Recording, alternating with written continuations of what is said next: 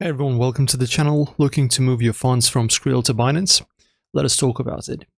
So just follow my steps. Firstly, open the Skrill app on all websites and sign in to your account. Navigate to Withdraw section and select Crypto Wallets. After that, select the cryptocurrency you wish to transfer, for example USDT or Bitcoin, and enter the amount you want to withdraw. Log into your Binance account, go to Wallet, Fiat, and Spot, and click Deposit.